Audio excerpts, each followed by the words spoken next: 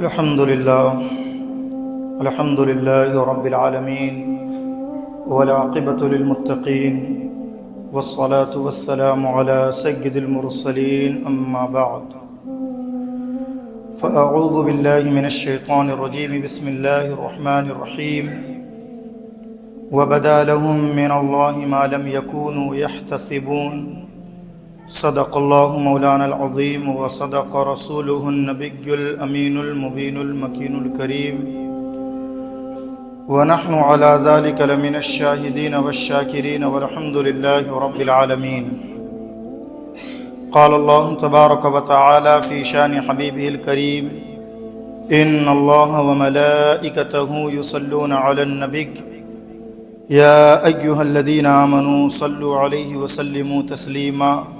بارگاہ رسالت میں درود پاک کا خراج عقیدت پیش کریں. پڑھیے اللہم صلی علی سیدنا شفیعنا حبیبنا مولانا بارک وسلم صلاۃ و سلام علیک یا رسول اللہ صلی اللہ تعالی علیہ وسلم. کتاب کب تک رہے گی سادہ کبھی تو آغاز باب ہوگا. کتاب کب تک رہے گی سادہ کبھی تو آغاز باب ہوگا. جنہوں نے بستی اجاڑ ڈالی کبھی تو ان کا حساب ہوگا. سحر کی خوشیاں منانے والوں سحر کے تیور بتا رہے ہیں. ابھی تو اتنی گھٹن بڑھے گی کہ سانس لینا عذاب ہوگا. حضرات گرامی، سب سے پہلے جو جگہ سامنے خالی ہے اس کو آپ پر کیجئے. مسجد میں بیٹھنے کے بھی آداب ہوتے ہیں. اگر آپ مسجد میں بھی اپنے من کے مطابق اور خواہش کے مطابق ادھر ادھر بیٹھیں گے تو آپ خلاف ادب کام کرنے والوں میں شمار ہوگا آپ کا. اسی لیے ایک ترتیب بنا کر ادب کے ساتھ مسجد میں بیٹھیں تاکہ ایک دیکھنے میں بھی سمجھ میں آئے کہ ہاں اللہ کے گھر میں بیٹھنے والے باادب ہوتے ہیں. آئیے ایک مرتبہ اور درود پاک پڑھیے. اللہم صلی علی سیدنا شفیعنا حبیبنا مولانا بارک وسلم صلاۃ و سلام علیک یا رسول اللہ صلی اللہ تعالی علیہ وسلم. نسل انسانی کا جب سے آغاز ہوا ہے اور اس عالم رنگ و بو کا جو نظام قائم کیا گیا، ہمیں دنیا میں بھیجا گیا ایک اہم فریضے کے تحت. وہ فریضہ عبادت ہے جس کو قرآن پاک نے اپنے انداز میں بیان کیا. وما خلقت الجن والانس الا لیعبدون، کہ ہم نے جن اور انسان کو صرف اپنی عبادت کے لیے پیدا فرمایا ہے. وہیں پر قرآن مقدس میں ہمیں دوسرے مقام پر یہ بھی ملتا ہے ان الشیطان لکم عدو مبین، کہ بے شک شیطان تمہارا کھلا دشمن ہے. وہیں پر ہمیں دوسرے مقام پر یہ بھی ملتا ہے ان الشیطان للانسان عدو مبین، کہ بے شک شیطان انسان کا کھلا دشمن ہے. اس طرح کی کئی آیتیں ہیں جن میں یہ بات ملتی ہے کہ شیطان نے یہ بیڑا اٹھا لیا ہے کہ اللہ کے بندوں کو اللہ کے بارگاہ سے ہم دور کر دیں گے، بھٹکا دیں گے، بہکا دیں گے. شیطان کے حوالے سے مصطفیٰ کریم صلی اللہ علیہ وسلم یہ ارشاد فرماتے ہیں کہ شیطان انسانی جسم کے اندر ایسے ہی انسان کی رگوں میں دوڑتا ہے جیسے کہ انسان کے جسم میں خون گردش کرتا ہے. یعنی انسانی جسم میں جس طرح خون کی گردش ہوتی ہے کہ اگر آپ کو چوٹ لگ جائے، خراش لگ جائے تو خون جاری ہو جاتا ہے، ہر رگ میں خون جاری رہتا ہے. حضور فرماتے ہیں کہ شیطان بھی انسان کے جسم کے اندر یوں ہی گردش کرتا ہے، اس کو بہکانے کے لیے، بھٹکانے کے لیے.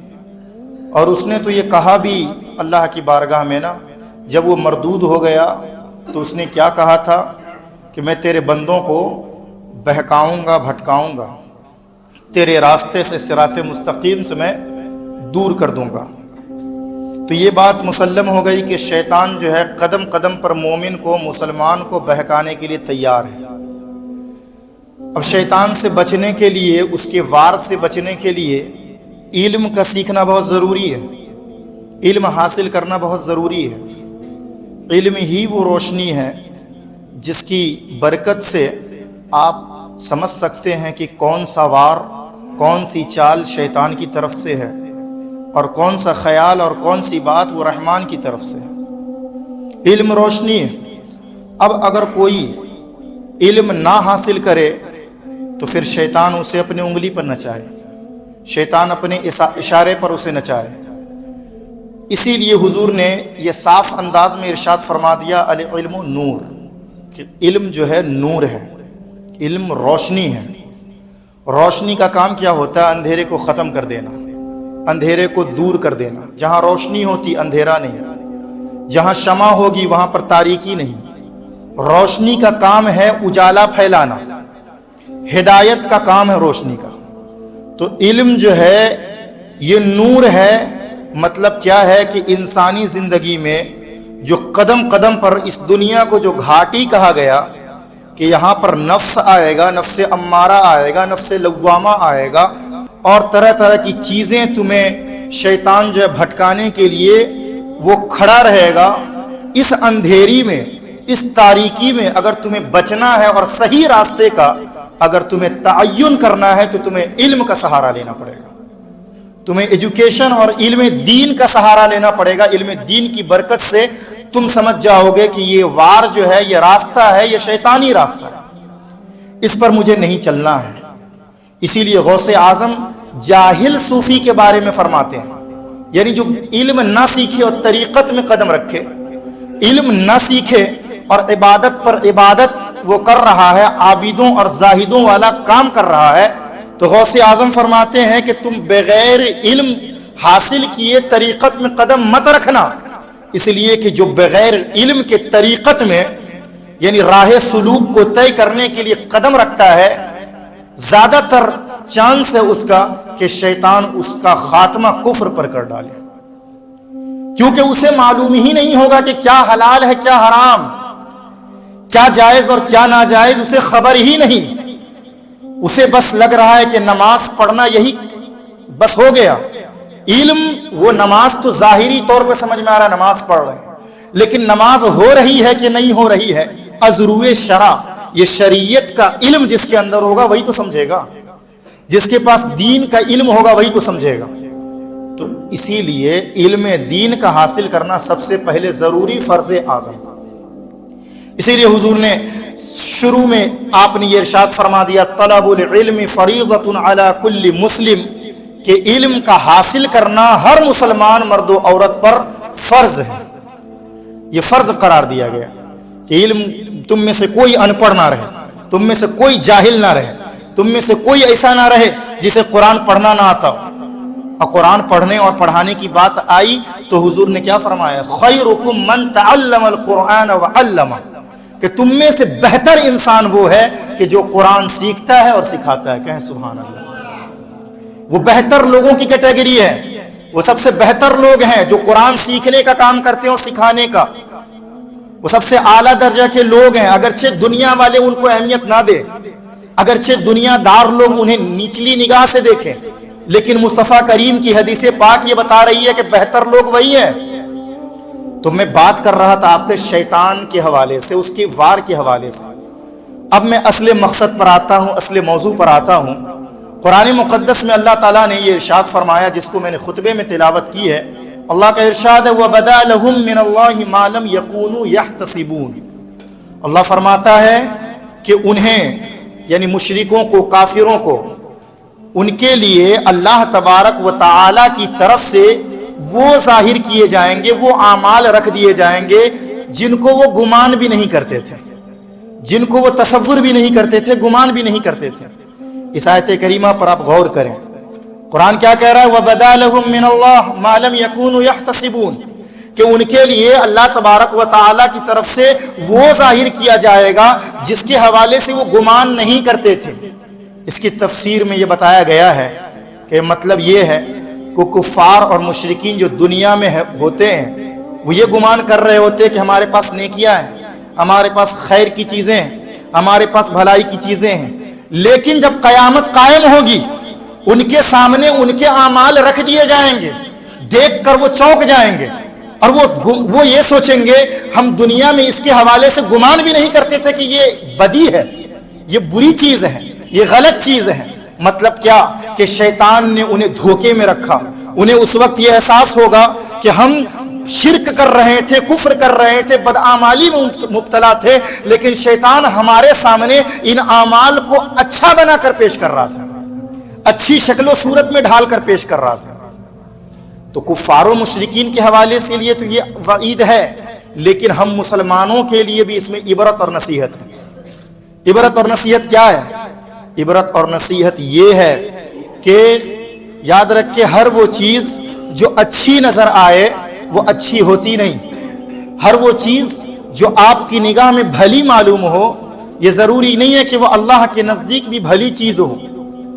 اسی لیے میں نے آپ کو شروع میں علم کے حوالے سے بتایا, شریعت کے علم کے ذریعے سے ہی, علم دین کی برکت سے ہی آپ پہچان سکتے ہیں کہ یہ اچھی چیز ہے یا بری چیز ہے.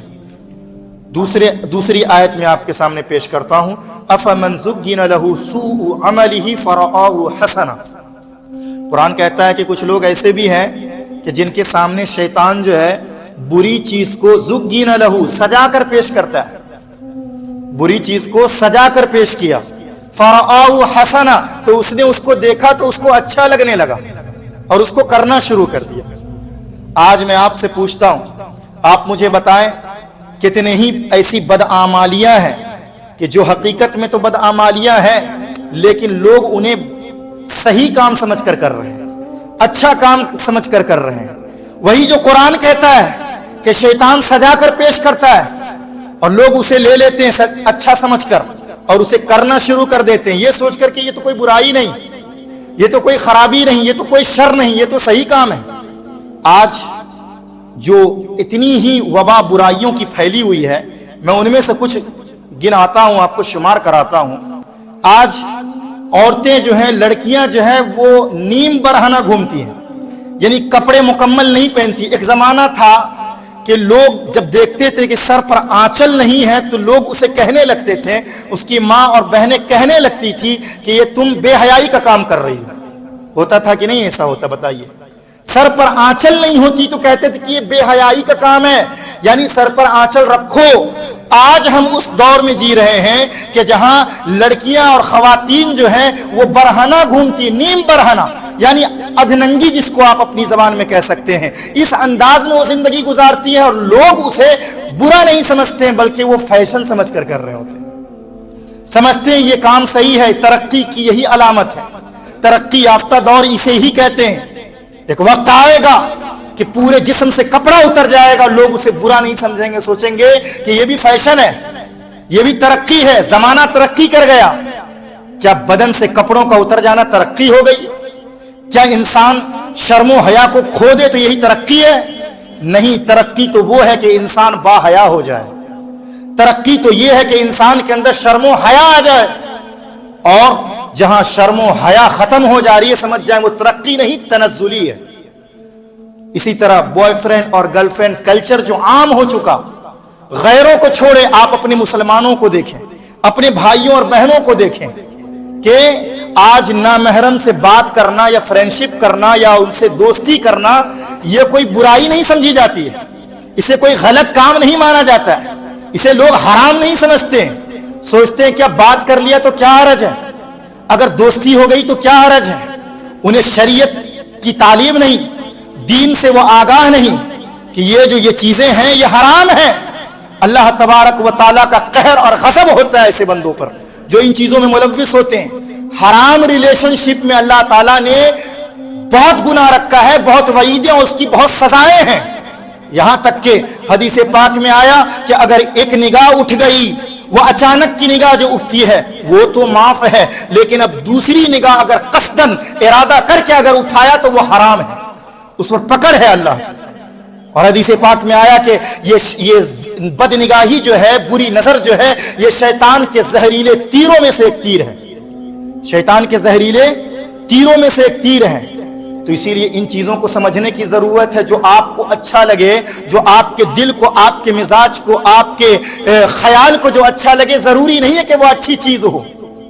ہمیں یہ دیکھنا ہے کہ شریعت اس حوالے سے کیا کہتی ہے. شریعت کہتی ہے حرام تو وہ حرام ہے, اور شریعت کہتی ہے حلال تو وہ حلال ہے. جو چیزیں ناجائز ہیں وہ ناجائز ہیں، اگرچہ زمانہ اسے مانے نہ مانے، اگرچہ زمانے کا مزاج بدل جائے، اگرچہ لوگ یہ کہنے لگے کہ یہ ساری چیزیں خراب نہیں ہے، صحیح ہے، لیکن اسلام اگر کہتا ہے کہ وہ بری چیز ہے تو وہ تا قیامت بری چیز رہے گی، حرام ہی رہے گی۔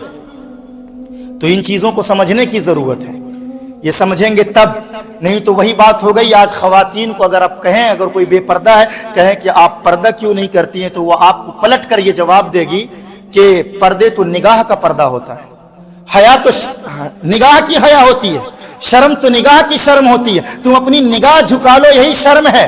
اللہ اکبر۔ میں یہ کہنا چاہتا ہوں، کیا حضرت فاطمہ الزہرا بنت رسول، حضرت فاطمہ الزہرا رضی اللہ تعالی عنہا سے بڑھ کر آج کی کوئی خاتون کیا پاک دامن ہو سکتی ہے، کیا پاکیزہ ہو سکتی ہے؟ انہوں نے پردہ کیا، اور ایک شخص آئے، نابینا شخص تھے، پیارے آقا علیہ الصلوۃ والسلام نے فرمایا اے فاطمہ پردہ کر لو، تو حضرت فاطمہ نے عرض کی یا رسول اللہ ابا جان یہ تو نابینا ہے، تو آپ نے فرمایا وہ نابینا ہے، اسے نگاہ نہیں ہے، اس کے اندر دیکھنے کی طاقت و قوت نہیں ہے، لیکن تو آنکھ والی ہے، تو کیا کہیں گے؟ نگاہ کا پردہ باقی نہیں تھا؟ نگاہ کا پردہ تھا، لیکن ساتھ ہی ساتھ اپنے جسم کو، اپنی ہر چیز کو چھپانا ضروری ہے۔ اسی لیے اسلام نے یہ قانون بنا دیا کہ مرد اگر ہے کوئی تو ناف سے لے کر گھٹنے تک اس کا ستر عورت ہے، یعنی وہاں تک چھپانا فرض ہے اور اس کو ظاہر کرنا یہ حرام ہے۔ لیکن جب خاتون کی بات آئی، جسے اسلام میں عورت کہا گیا، عورت کا مطلب ہی ہوتا ہے عربک میں کہ چھپانے والی چیز، سوچے یہ اسلام نے تقدس دیا خواتین کو کہ عورت کہا گیا یعنی چھپانے والی چیز، اور اس کے ستر عورت کے حوالے سے یعنی وہ مقام جن کو چھپانا فرض ہے، اس کے حوالے سے اسلام اگر گفتگو کرتا ہے تو اسلام یہ کہتا ہے کہ ہاتھ کو بھی چھپانا فرض ہے، پاؤں کو بھی چھپانا فرض ہے، اپنے چہرے کو بھی ایک حد تک ڈھک کر رکھنا یہ فرض ہے، یعنی اس کے تمام اعضاء یہ ستر عورت ہے، یعنی چھپانا اس کے لیے ضروری ہے۔ لیکن آج کی خواتین جو صرف کالج اور یونیورسٹی کی تعلیم سے متاثر ہو گئی اور دنیا کے خیالوں میں وہ گم ہو گئی، انہیں یہ ساری چیزیں بتائیں تو وہ دقیانوسیت سمجھتی ہیں، انہیں ایسا لگتا ہے کہ یہ پرانے دور اور پرانے خیالات کی باتیں ہیں، لیکن انہیں کون سمجھائے کہ اسلام تمہارے مقام کو اسلام نے بلند بتایا ہے، تمہارا مقام اور کردار بہت اعلیٰ ہے، ہر کوئی تمہیں دیکھ نہیں سکتا ہے، ہر ایک انسان تمہیں چھو نہیں سکتا ہے، ہر انسان تم سے بے تکلف ہو کر بات نہیں کر سکتا ہے۔ اسلام نے اسی لیے تمہارا مقام بلند رکھا ہے، اسی لیے تمہیں ڈھک کر اور پردے میں رہنے کا حکم دیتا ہے۔ تو اسی لیے شیطان جو ہے چیزوں کو، گناہوں کو سجا کر پیش کرتا ہے۔ ایک واقعہ حضرت محمد بن منقدر رحمۃ اللہ تعالی علیہ کے حوالے سے بہت مشہور ہے، آپ کے حوالے سے یہ منقول ہے کہ جب آپ کے نزاع کا وقت قریب آیا، یعنی انتقال کا وقت آیا، وصال کا وقت آیا، تو لوگ آئے دیکھنے کے لیے، عادت کے لیے، اور پوچھا حضور آپ کو کیسا لگ رہا ہے، کیسا محسوس کر رہے ہیں؟ تو آپ نے فرمایا، محمد بن منقدر رحمۃ اللہ تعالی علیہ نے یہ فرمایا کہ میرے نگاہ میں، میرے پیش نظر ایک آیت کریمہ ہے، اسی وجہ سے مجھے خوف ہو رہا ہے، میں خوف زدہ ہوں۔ کہا کہ کون سی آیت ہے؟ تو آپ نے اسی آیت کی تلاوت کی، وَبَدَا لَهُم مِّنَ اللَّهِ مَا لَمْ يَكُونُوا يَحْتَسِبُونَ، یعنی جس میں قرآن میں اللہ تعالیٰ اس آیت میں فرماتا ہے کہ ان کے لیے اللہ تبارک و تعالیٰ کی طرف سے وہ ظاہر کیا جائے گا جنہیں وہ گمان بھی نہیں کرتے تھے۔ تو میرے سامنے یہ آیت کریمہ ہے، میں خوف زدہ ہوں، میں ڈرتا ہوں کہ کہیں میں جنہیں نیک عمل سمجھ رہا ہوں، میں جن چیزوں کو نیک سمجھ کر رہا ہوں، بہت ساری نیکیاں، بہت سارے خیرات جنہیں میں نیک سمجھتا ہوں، کہیں اللہ تبارک و تعالیٰ کی طرف سے کوئی خفیہ تدبیر میرے سامنے آئی اور وہ ساری چیزیں میرے سامنے بدی کے طور پر اگر پیش آئی تو میں اس وقت کیا کروں گا؟ اسی لیے مجھے خوف ہے، مجھے میرے اندر سے خوف آ رہا ہے۔ اس کو میں اگر مثال سے سمجھاؤں آپ کو کہ مطلب کیا اس بیان کا، میں آپ کو یہ بتانا چاہتا ہوں، ہم نے جو آپ کو بتایا کہ بری چیز کو شیطان سجا کر پیش کرتا ہے۔ ایک تو جو بری چیز ہے انسان دیکھ بھی رہا ہوتا ہے کہ بری چیز ہے، جیسے شراب یہ حرام ہے، لوگ دیکھ رہے ہوتے شراب تو سمجھ رہے ہوتے کہ شراب ہے، یہ حرام ہے۔ زنا کی نحوست دیکھ رہے ہوتے کہ یہ غلط کام ہے، یہ حرام قرار دیا گیا ہے، تو اس کو وہ سمجھتے کہ یہ حرام ہے۔ لیکن کبھی کبھی برے اعمال کو اچھی شکل و صورت میں ڈھال کر پیش کرتا ہے شیطان، تاکہ انسان فریب کھا جائے، اور کھا جاتا ہے فریب۔ ایک حدیث پاک میں آپ کو بتاؤں، مصطفیٰ کریم صلی اللہ علیہ وسلم اپنے صحابہ کرام کی مجلس میں تشریف فرما تھے، جلوہ افروز تھے کہ صحابہ کرام نے ایک شخص کی خوب تعریف کی، ایک شخص کی تعریف بیان کی، اس کی خوبیوں کا تذکرہ کیا کہ بڑا اچھا آدمی ہے، بڑا نیک ہے، بڑی اس کے اندر اچھی عادتیں ہیں۔ اتنے میں ایک شخص آیا کہ جس کے ہاتھ میں جوتے تھے، چہرے سے وضو کا پانی ٹپک رہا تھا، پیشانی میں سجدے کا نشان تھا۔ صحابہ نے جب اس شخص کو دیکھا تو عرض کرنے لگے، یا رسول اللہ صلی اللہ علیہ وسلم، یہ وہی شخص ہے جس کی ہم ابھی تعریف کر رہے تھے، ہم آپ کو جس کے بارے میں بیان کر رہے تھے، یہ وہی آدمی ہے، یہ وہی آدمی آیا ہے۔ حضور صلی اللہ علیہ وسلم مصطفیٰ جان رحمت شمع بزم ہدایت صلی اللہ علیہ وسلم نے جب دیکھا تو ارشاد فرمایا کہ اے صحابہ، تم اس کی تعریف کر رہے تھے، تم اس کی خوبیوں کو بیان کر رہے تھے، تم اس کی تعریف و توصیف بیان کر رہے تھے، لیکن مجھے اس شخص کے چہرے پر شیطان کا اثر نظر آ رہا ہے۔ اللہ اکبر، مجھے اس شخص پر شیطان کا اثر نظر آ رہا ہے۔ وہ شخص آیا اور سلام عرض کر کے صحابہ کرام کے ساتھ بیٹھ گیا۔ آقا علیہ الصلوۃ والسلام نے اس آدمی سے پوچھا، اے شخص مجھے بتا، تجھے اللہ تبارک و تعالیٰ کی قسم دے کر میں پوچھتا ہوں، تو بتا جب تو یہاں پر آیا تھا اور جب تیری حاضری یہاں پر ہوئی اور صحابہ کی ان مجلس کو جب دیکھا، تم نے ان لوگوں کو دیکھا، تو تیرے دل میں یہ خیال آیا تھا کہ نہیں کہ تو ان لوگوں سے بہتر انسان ہے، اور اس پر تو نے اپنے دل میں خوشی کا اظہار کیا تھا کہ نہیں کیا تھا؟ اس شخص نے کہا، یا رسول اللہ، جی میرے دل میں یہ خیال آیا تھا کہ میں ان تمام لوگوں سے بہتر انسان ہوں، اچھا انسان ہوں، اور اس پر میں دل ہی دل خوش بھی ہوا تھا۔ اللہ اکبر، یہی تو میں آپ کو بتانا چاہتا ہوں۔ حضور نے کیا فرمایا کہ اس شخص کے چہرے پر شیطان کا اثر نظر آ رہا ہے۔ تھوڑی دیر پہلے صحابہ کرام اس کی تعریف بیان کر رہے تھے، اس کے خوبیوں کا تذکرہ کر رہے تھے، اس کی اچھائیوں کو بیان کر رہے تھے، لیکن مصطفیٰ کریم صرف ظاہر کو دیکھنے والے نہیں ہیں، بلکہ باطن پر بھی آپ کی نگاہ ہوتی ہے، باطن کو بھی دیکھتے ہیں، آپ ظاہر کے بھی حال کو دیکھتے ہیں، اور اللہ کی کرم و عطا سے آپ کے اوپر دل کے حالات بھی منکشف ہوتے ہیں۔ آپ نے بتا دیا کہ اس کے چہرے پر شیطان کا اثر نظر آ رہا ہے، اور اس کے دل میں جو حالات تھے آپ نے پوچھا، اور اس نے وہی کہا کہ ہاں جب میں یہاں آیا تھا، ان لوگوں کو میں نے دیکھا تو میرے دل میں یہ خیال آیا کہ میں ان تمام لوگوں سے بہتر انسان ہوں، اچھا انسان ہوں، اعلیٰ انسان ہوں، اور اس پر میں نے خوش ہوا، میرے دل میں خوشی کی ایک کیفیت آئی اور میں راضی ہو گیا۔ اللہ اکبر، پتہ کیا چلا شیطان کا اثر کیوں نظر آ رہا تھا؟ مصطفیٰ کریم یہ فرمانا چاہ رہے ہیں، یہ آپ کو ہمیں اور پوری تعلیم امت یہ دینا چاہ رہے ہیں کہ دیکھو، اچھے کام واقعی اچھے ہوتے ہیں، نماز پڑھنا اچھی بات ہے، بلکہ فرض اعظم ہے، جو نماز نہ پڑھے وہ گنہگار ہے، سیاہکار ہے، اور بہت بڑا گنہگار قیامت میں پکڑ ہوگی۔ اسی طرح صدقہ و خیرات جو نہیں کرتا ہے، نیکیاں جو نہیں کرتا ہے، اس کی پکڑ ہوگی۔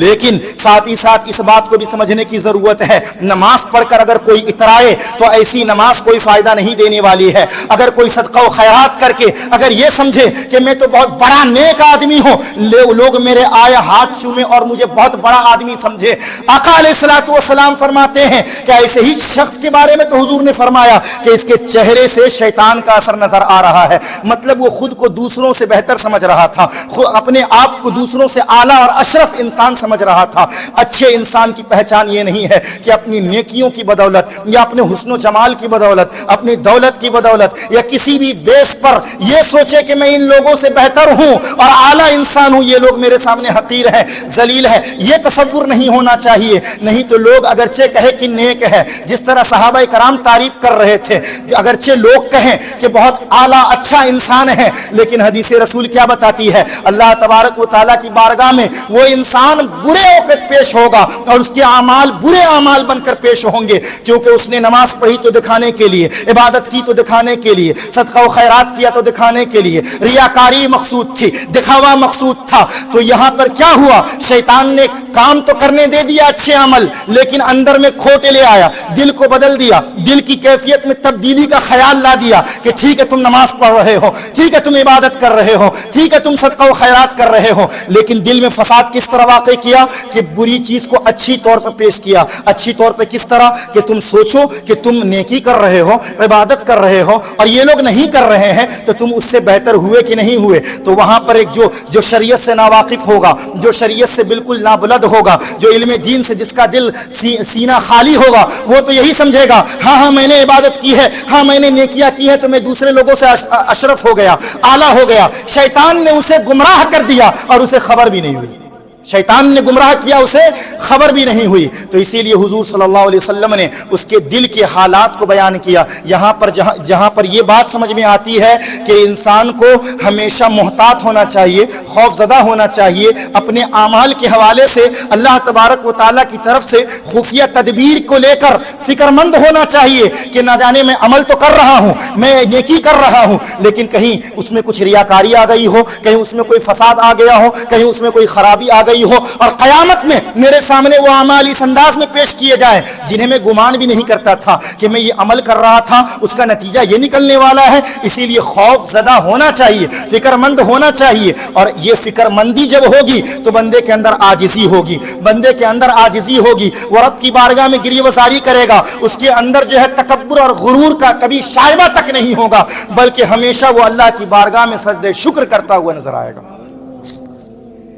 تو اسی لیے ان چیزوں کو سمجھنے کی ضرورت ہے۔ دوسری بات اس حدیث پاک سے یہ سمجھ میں آئی کہ آقا علیہ الصلوۃ والسلام وہ عام بشر کی طرح نہیں ہے، جیسے کچھ لوگ کہتے ہیں کہ ہماری طرح ہے۔ کیا کہتے ہیں؟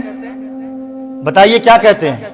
ہماری طرح ہے، ہم کھاتے ہیں یہ بھی کھاتے ہیں، ہم چلتے ہیں نبی بھی چلتے ہیں، ہم بازار جاتے ہیں نبی بھی بازار جاتے ہیں، ہم شادی بیاہ کرتے ہیں نبی بھی شادی بیاہ کرتے ہیں، تو لہٰذا ہم جیسے ہوئے۔ میں کہنا چاہتا ہوں ارے ظالموں، کبھی تم ان کے حوالے سے پڑھو سیرت کو۔ قرآن جن کی شان میں اللہ تعالیٰ نے نازل کر دیا وہ تمہاری طرح کیسے ہو سکتے ہیں؟ تم ان کی طرح کیسے ہو سکتے ہو؟ وہ تو ظاہر کو ہی دیکھتے نہیں صرف، بلکہ وہ باطن کو بھی دیکھتے ہیں۔ جبھی تو اس شخص کے حال کو میرے آقا علیہ الصلوۃ والسلام نے بتا دیا، اور قسم دے کر اس سے جو ہے تائید بھی کرا لی کہ تو بتا کہ تو نے یہ دل میں سوچا تھا کہ نہیں سوچا تھا۔ اسی چیز کو جب بریلی کے تاجدار نے دیکھا تو وہ پکار اٹھے، اور کوئی غیب کیا تم سے نیہا ہو بھلا، اور کوئی غیب کیا تم سے نیہا ہو بھلا، جب نہ خدا ہی چھپا تم پہ کروڑوں درود۔ اللہ کی بارگاہ میں دعا ہے کہ ہم تمام کو نیک عمل کے سلسلے میں اللہ کی طرف سے خفیہ تدبیر کے حوالے سے ہمیں فکر مند ہونے کی اللہ توفیق عطا فرمائے، اعمال صالحہ کی توفیق بخشے۔